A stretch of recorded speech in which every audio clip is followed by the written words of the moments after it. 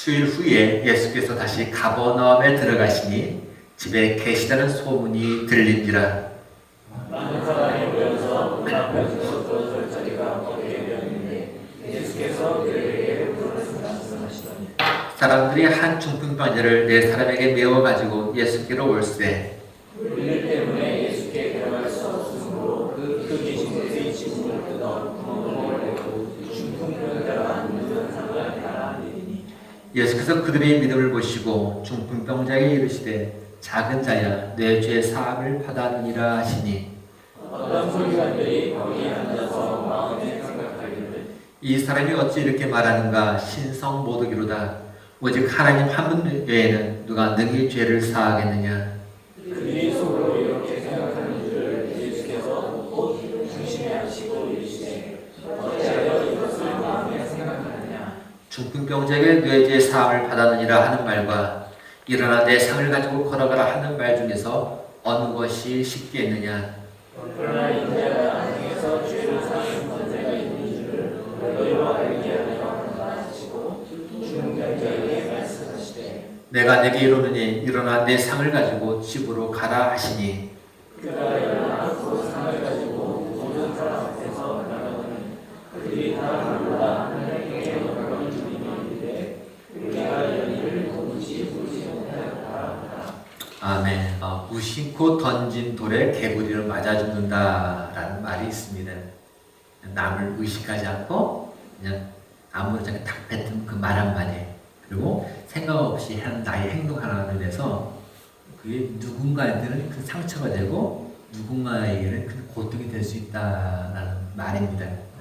자, 이 때문에 사람들은 심한 아픔을 어떤 상처를 겪고 구석에서 힘들어합니다. 이것이 심해지면 우리가 어떤 정신과 계통의 치료받기도 하고 심한 경우는 어떤 극단적인 행동을 취하는 경우도 있습니다. 정말 저 경우는 정말 저거는 비난받고 마땅해. 아마 이렇게 그 심한 욕을 퍼붓거나 아니면 그런 상황들을 여러분들이 경험했거나 아마 그걸 보셨거나 하는 분들이 아마 있으실 줄 압니다. 흔히 우리 누구를 비난을 받는다, 욕을 먹는다, 어떤 경우입니까? 보통 우리가 나쁜 행동을 했거나, 그죠? 아니면 그나큰 잘못을 저질렀다라고 판단될 때 보통 그런 일이 일어납니다. 가령 어린아이를 유기한 유괴범이 있으면 어떻게 합니까? 사람들이 그 사람을 유괴범에서 비난하잖아요. 그다음 우리 대선이라든가 어떤 국회의원 같이 어떤 그 선거가 때 일어나면 그 후보들의 그 비도덕적인 언행이라든가 과거에 올바르지 못한 행적들 그걸 놓고 사람들이 뭔가 비난과 욕을 매스컴을 통해서 그 사람들 삼삼 모여서든 그들 향해서 뭔가 질책을 하곤 합니다. 1990년도 후반으로 기억됩니다. 한국에서 가수로 큰 인기를 얻고 있었던 유승준이라는 한 형제를 여러분 다 기억하실 겁니다. 유승준. 그 당시에 그의 근육 그리고 그 호감 그것을 갖춘 데다가 활동했던 그가 어떤 한국의 어떤 팝 아이돌로서 아주 큰 영향을 끼치고 활동을 했던 사람이 됐습니다. 특히 이 유승준 이 형제가 그 당시에 믿음 좋은 그 신앙인으로 믿음 좋은 크리스찬으로 또 알려져 있어서 각각 여러 청소년 집회라든가 수련회라든가 아니면 교회 여러 그 교회에서 간증으로도 참 많이 하고 돌아다녔습니다. 그래서 특히 여름에는 이 형제를 섭외하기가 너무너무 힘들 정도였습니다. 미리 그냥 몇 해 전까지 다 이야기되어 있어서 여름 청소년 같은 수련회를 이 형제를 초청한다 하니 그거 쉬운 일이 아니었습니다.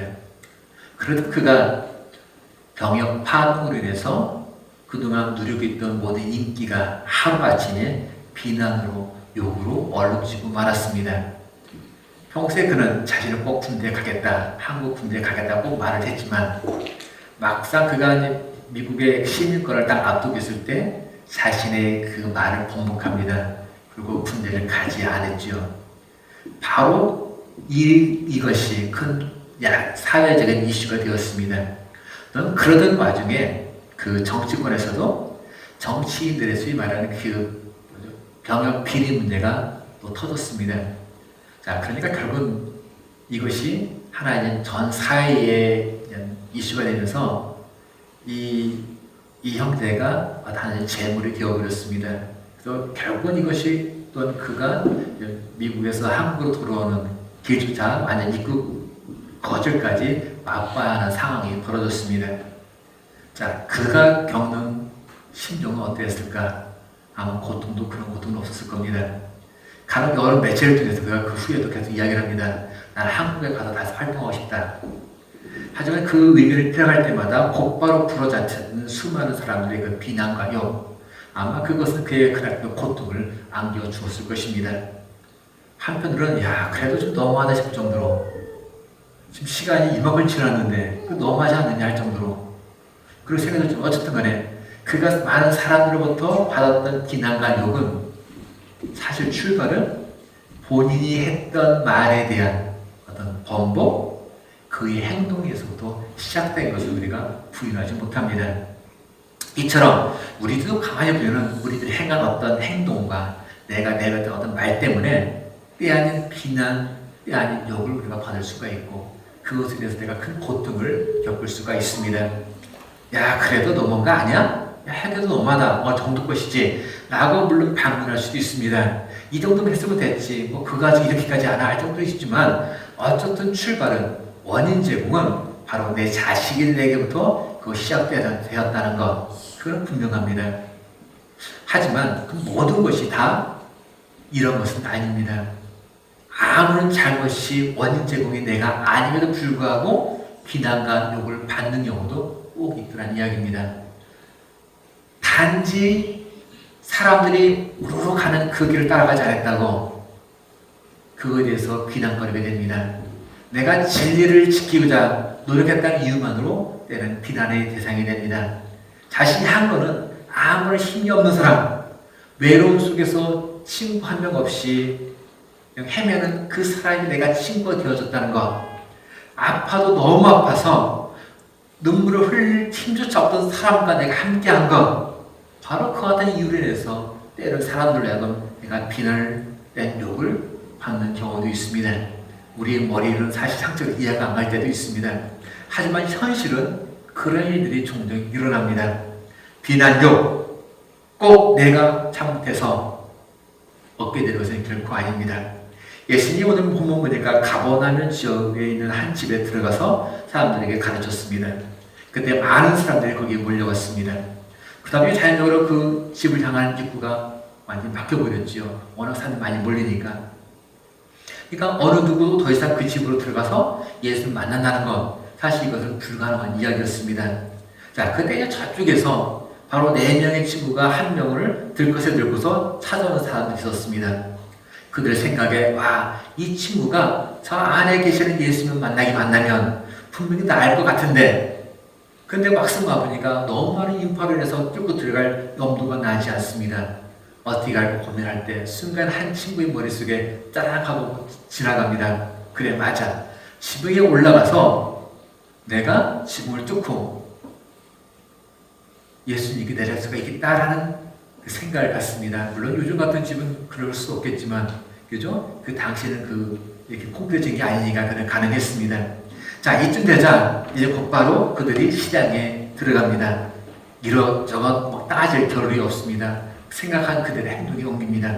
자, 이것을 통해서 12절 말씀 보니까 그 병자가 어떻게 되는가 하니까 그가 일어나 곧 상을 가지고 모든 사람 앞에서 나갔다라고 기록하고 있습니다. 그가 일어났다. 그리고 상을 들고 모든 사람 나갔다. 다시 완전해졌다라는 이야기입니다. 치유되었다라는 이야기입니다. 중풍병자로 들것에 실려서 내려갔지만 그가 건강해서 걸어 나갔다. 놀라운 사건입니다. 근데 하지만 이 사건이 엄청난 후풍을 불어옵니다. 바로 주님은 서기관들로부터 크나큰 비난과 욕을 받게 됩니다. 그리고 나중에는 이와 같은 하나하나가 십자가를 통한 크나큰 고통을 겪는 일로도 연결되어 있기도 합니다. 그러면 예수님이 잘못한 게 뭐가 있습니까? 예수님이 뭐를 그렇게 잘못했기에 이 사람들로부터 비난과 욕을 받아야 합니까? 석인간으로부터 비난과 욕을 받을 만한 어떤 잘못 행동? 도저히 예수님이 한 것이 때문에 그것이 무엇입니까? 한 가지, 단 한 가지, 주님이 한 것, 사람의 비유를 마시려 하지 않고 힘없고 나약한 그 한 사람, 그 한 사람에게 사랑을 표현했고 마음을 표했고 또 하나님이 원하시는 하나님의 기뻐하시는 일을 행했다라는 것, 그거 외에는 없습니다. 오늘날 보면 왕따가 있습니다. 왕따 현상이 간혹 사회적 문제로 이슈되기도 합니다. 한 사람을 왕따 시키잖아요. 이유가 뭡니까? 왜 왕따 시킬까요? 물론 그 사람의 어떤 잘못된 모습 때문에 왕따 시킬 수 있겠죠. 그러나 왕따 시키는 이유를 우리가 아니면 되게 단순합니다. 쉽게 말하면 자신들의 비위에 거스른다는 거예요. 얘가 입고 다니는 옷이, 얘가 행동하는 행동에, 아니면 뭐 복장에 뭐가, 언행에 뭔가 어떤 이유를 하나 잡아서 내 비위에 거스른다는 이유 때문에 바로 그 친구를 왕따시킵니다. 이처럼 예수님이 하시는 말씀, 예수님이 하시는 행동도 보면 서기가 같은 그 지도자 입장에서 보니까 자신의 비유를 거슬렸습니다. 그러니까 내 생각, 내 의지와는 전혀 맞지가 않습니다. 그래서 나온 것이 바로 예수를 향해서 그들이 비난하고 예수를 향해서 욕하는 것, 바로 그것이었습니다.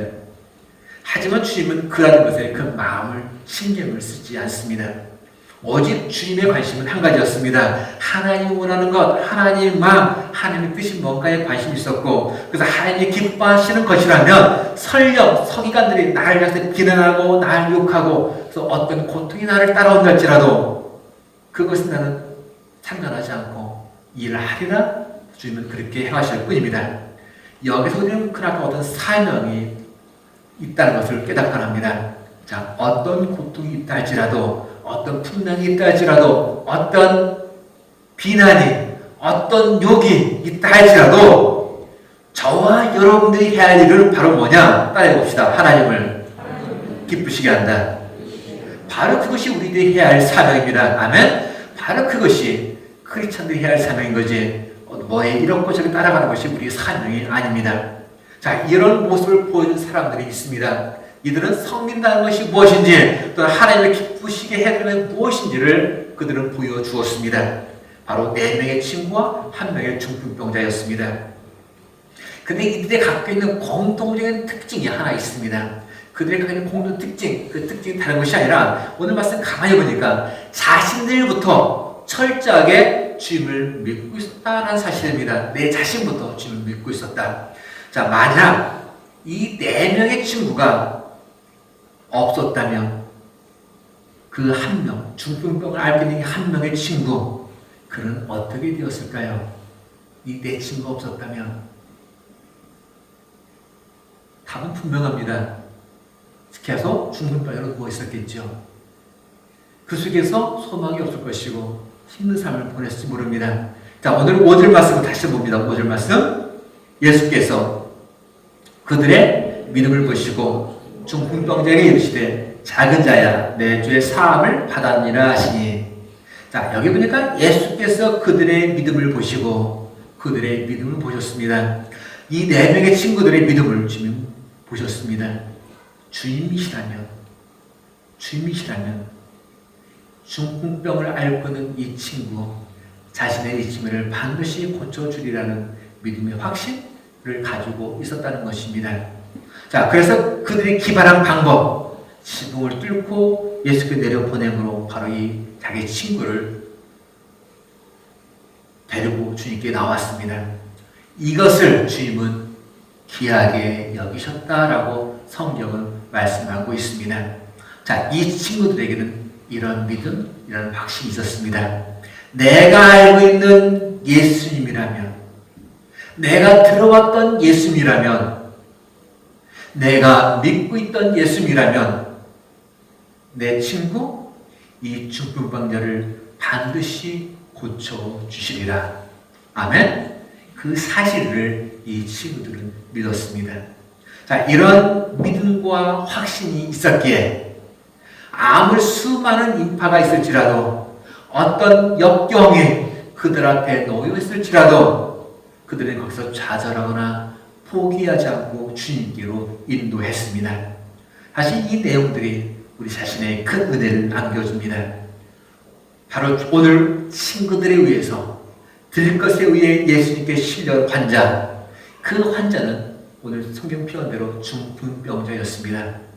근데 어떤 정도의 중풍병자였는지 우리는 모르지만 사적풍이 왔는지 아니면 전시 왔는지 입에 마비 왔는지 아니면 한쪽 반만 아니면 온몸이 그런지 우리는 모르지만 확실한 것은 어쨌든 이 마비 때문에 사람의 도움 없이는 혼자서 결코 거닐 수가 없는 사람이었다는 것, 그는 분명했습니다. 물론 이 환자 스스로도 본인 마음속에는 와, 나도 예수님께로 갈 수만 있다면, 나도 내가 들었던 그 예수님의 사람들 갈 수만 있다면 나도 고침 받을 수 있을 텐데 생각을 했을지도 모릅니다. 그러나 현실적으로 그것은 그 사람에게는 바로 불가능한 이야기였습니다. 갈 수가 없었습니다. 오늘날도 우리 주변을 가만히 보면 이러한 중풍병자를 앓고 있는 사람들이 사실 너무 많이 있습니다. 어떤 사람은 마음이 마비되어 있는 사람이 있습니다. 어떤 사람은 이 온몸이 마비되어 있는 사람이 있습니다. 어떤 사람은 우리의 영혼이 마비되어 있는 사람이 있습니다. 그런 사람들은 자기가 혼자 힘으로 주님께 가고자 해도 갈 수가 없습니다. 주님께 도저히 갈 수 없는 사람들, 그런 사람들이 실상 우리 주변에 많이 있다는 것을 복원합니다. 이렇게 마비가 된 사람들은 소문으로 예수님에 들어갔고 마음으로 주님께 가고 싶었고 교회에 나가고 싶어도 혼자 힘으로는 나갈 수 없는 사람들입니다. 자, 그래서 이들에게 필요한 것, 이 중풍병자에게 필요한 것은 다른 것이 아니라 바로 4명의 친구가 필요했습니다. 함께 그를 위해서 내가 가지고 있는 모든 것 다 내어줄 수 있는 사람들, 그 4명이 필요했습니다. 또 주님께로 나를 데려가 줄 수 있는, 나를 안내해 줄 수 있는, 나를 끌고 갈 수 있는 그 4명의 친구가 이 환자에게는 바로 필요했습니다. 하지만 그것이 그저 되는 것이 결코 아닙니다. 내가 날마다 운동하고 해서 힘을 이렇게 키웠다고 해서 들 것을 내가 들 수 있는 힘이 생겼다고 해서 결코 그렇게 그를 주님께로 안낼 수 있는 건 아닙니다. 무조건 그와 같이 어울린다고, 그와 같이 놀아준다고 해서 함께 시간을 보낸다고 해서 근본적인 어떤 문제, 바로 이 중풍, 그것은 해결하지 못합니다. 중요한 것은 사람을 주님께로 인도하기 위해서는 먼저 나부터, 먼저 내 자신부터 확실하게 믿어야 한다는 사실입니다. 나부터 확고한 믿음이 있을 때 그것이 가능합니다. 나부터 반신반의하면서 그건 결코 쉬운 이야기가 아닙니다. 예수님께로 인도하기만 하면, 주님께로 데리고 나가기만 하면 중풍병으로 인해서 그의 상하고 찢긴 심령이 치유가 되고 육체의 질병의 고침을 받고 엉망이었던 그 모든 관계의 끈이 다시 회복되어지고 끊지 못했던 지난날에 있는 잘못된 행습, 습관, 이 모든 것들을 과감히 벗어 던지게 된다는 그 같은 확고한 믿음, 확고한 확신이 있어야 하는 사실입니다. 나부터 주님 때문에 회복이 일어나야 합니다. 내 자신부터 그 같은 일들을 경험해야 합니다. 의심 없이 그거를 확신해야 됩니다. 그럴 때 주님께 나아가면 놀란 일이 일어납니다. 주님께로 나아가면 어떤 상태의 마비된 중풍일지라도 우리 곁을 떠나리라. 아멘. 우리 곁을 떠납니다. 이것이 바로 주님이 보여주신 말씀입니다. 자, 지금 집 안에서 많은 사람들에게 가르치고 계시는 예수님. 근데 그런 예수님은 그 수많은 인파들 속에서도 속속들이 모든 사항들을 다 알고 계시는 분이었습니다. 사실 오늘 4명의 친구들이 이 환자를, 친구를 데리고 주님께 간 이유, 주님께 데려간 가장 근본적인 목적이 다른 게 아닙니다. 마비로 인해서 움직이지 못하는 이 친구의 회복, 바로 육체의 회복, 이것이 그들의 모든 관심사였습니다. 하지만 막상 끈을 내려서 주님께 데려갔을 때 주님의 반응은 좀 다르게 나타납니다. 바로 그의 육체 질병을 고쳐줘야 되는데 그것이 아니라 5절에 보니까 작은 자야 내 죄 사함을 받았느니라 이렇게 말씀하고 있습니다. 첫 말씀이 내 죄 사함을 받았다. 바로 주님은 그 환자를 벌떡 세우고 치유주는 육신을 치유주는 것이 아니라 뭐를 먼저 공급하냐면은 죄 문제를 다루시고 계십니다. 바로 죄사함, 영적인 회복 문제를 먼저 다뤘습니다. 언뜻 보면은 육체 얘기를 영적 얘기하니까 꼭 동문서답하는 것처럼 우리가 느낄지 모릅니다. 그러나 사실 그게 아닙니다. 바로 그들의 의중을 무시하는 것처럼 주님이 반응하는 것처럼 우리가 느낄지도 모르지만 사실 그것이 아니라는 것을 우리가 깨닫곤 합니다. 모든 곳에는 다 우선순위가 있더라. 모든 곳에는 다 순서가 있더라. 그 놀라운 교훈을 여기서 생각하게 됩니다. 주님, 중풍병자의 육체적 고통 결국 무시한 것이 아닙니다. 그렇지만 그에게 있어서 이것보다 더 한 발 더 중요한 문제가 있다. 그것이 뭐냐? 바로 너의 죄 문제다. 바로 너의 영혼 문제다. 그 사실을 주님은 알고 계셨습니다. 자, 우리들의 지금을 살고 있는 육체, 강간하면 몇 살까지 살까요? 여러분 몇 살까지 사시겠습니까? 몇 살까지 여러분 자신 있으십니까? 그죠? 80세? 80세가 얼마 안 남으셨으니까 좀 더 늘려서 구약 성경대로 한날지라도 우리가 장수하면 900살입니다. 가능하겠죠? 그러니까 장수해도 900살이에요. 그러니까 사실 900살이라는 시간이 되게 많게 느껴질지 모릅니다. 그러나 분명히 우리의 시간이 될 때는 그러나 매우 한 점에 불과합니다. 한 순간에 불과합니다. 한계를 가지고 있다는 거예요. 자, 하지만 하나님의 형상 따라 지음받은 저희들, 하나님의 형상, 하나님의 이미지대로 지음받은 저희들은 사실 영원히 살게 되어 있습니다. 뭐가요? 우리 영혼이. 그러니까 몇 년 살다가 반짝 없어지는 물안개와 같은 존재가 우리는 결국 아니라는 이야기입니다. 자, 그렇기 때문에 그 같은 존재이기 때문에 우리들에게는 이 사실이 너무너무 중요합니다. 영혼이 살긴 살지만 어디에서 어떻게 누구와 사느냐 이 문제가 너무 중요하다는 얘기예요. 그래서 누가복음 12장을 보면 우리 12장 한번 같이 봅니다. 12장 또 내가 내 영혼에게 이르되 영혼아 너에 쓸 물건을 많이 쌓아 두었으니 평안히 쉬고 먹고 마시고 즐거워하자 하리라 하되 하나님이 이르시되 어리석은 자여 오늘 밤에 네 영혼을 도로 찾으리니 그러면 내 준비한 것이 누구의 것이 되겠느냐 하셨으니 오늘 밤에 내 영혼을 도로 찾으리니 이게 뭡니까? 오늘 밤 지금 네 영혼을 데려간다는 거예요. 그리고 우리 죽음이에요. 우리 죽는다는 거예요. 그러니까 이 땅에서 오래 사는 게 아니라 죽을 때가 온다는 거예요. 자, 누가복음 16장 한번 계속 봅니다. 16장 19절부터 같이 봅니다. 한 부자가 있어 자색옷과 고운 배옷을 입고 날마다 호화롭게 즐기더라. 나사로 할 이름은 한 거지가 헌데 투성이로 그의 대문 앞에 버려진 채 그 부자의 상에서 떨어지는 것으로 배불리려 하며 심지어 개들이 와서 그 헌대를 할더라. 이에 그 거지가 죽어 천사들에게 받들려 아브라함의 품에 들어가고 부자도 죽어 장사되면 그가 음부에서 고통 중에 눈을 들어 멀리 아브라함과 그의 품에 있는 나사를 보고 거지가 죽어 천사들에 이끌려서 아브라함의 품에 들어갔고 부자는 죽어서 음부에 들어가서 고통받는다 라고 또 이야기합니다. 자, 이 말씀을 가려면 우리는 그죠? 육체를 갖고 이 땅에 살아요. 근데 언제? 잠깐 산다는 거예요. 잠깐.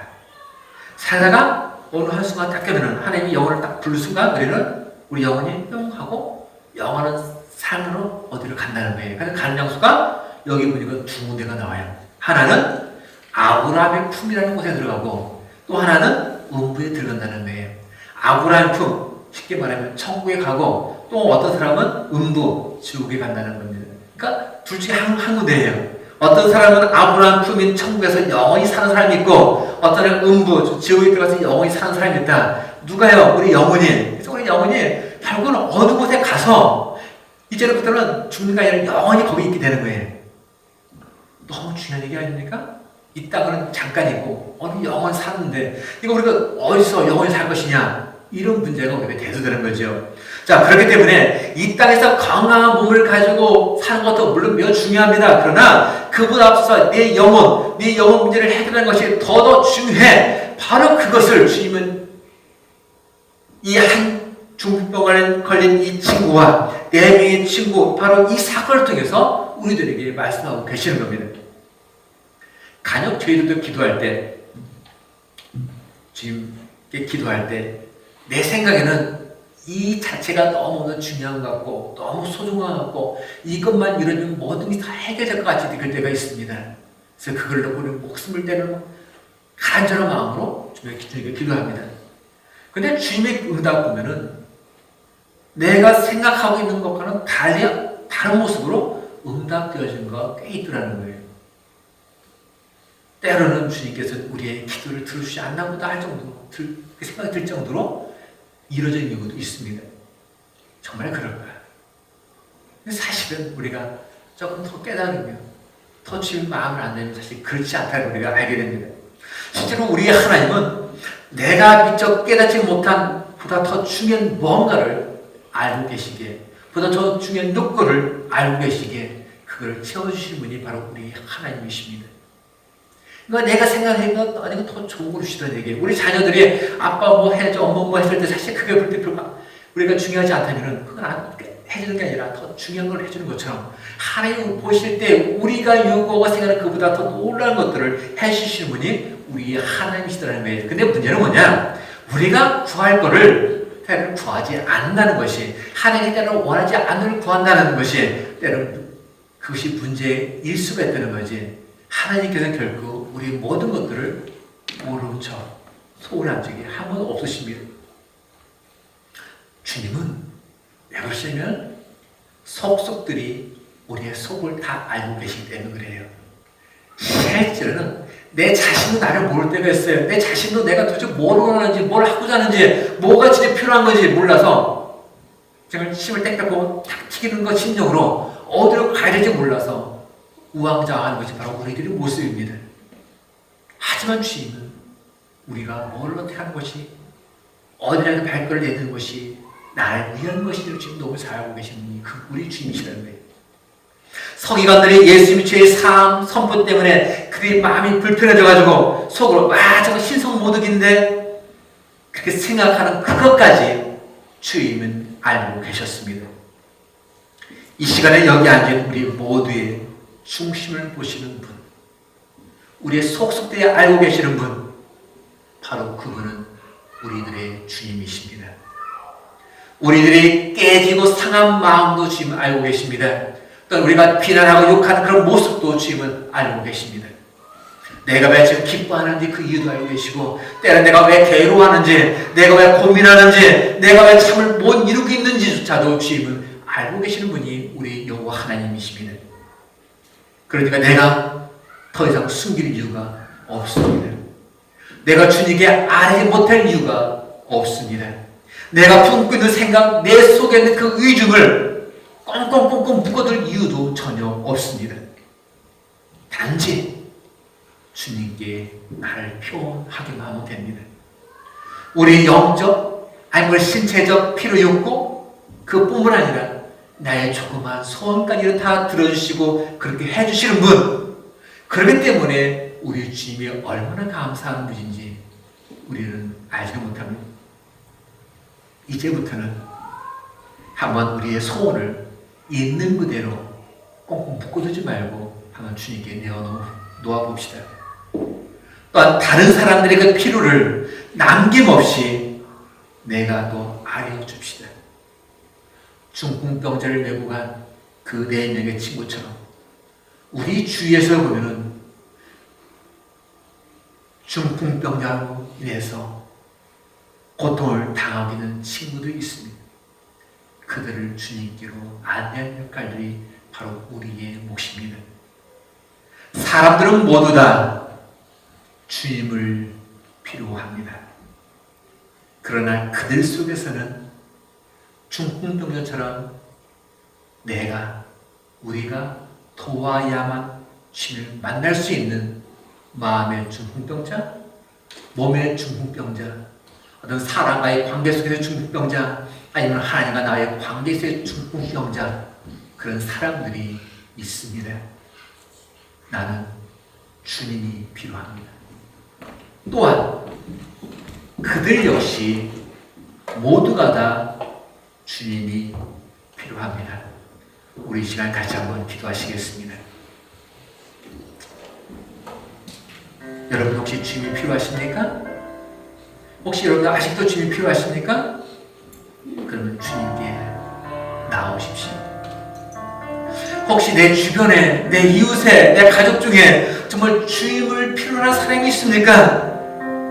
그러면 여러분 도와주십시오. 그것이 바로 우리 해야 할 일입니다.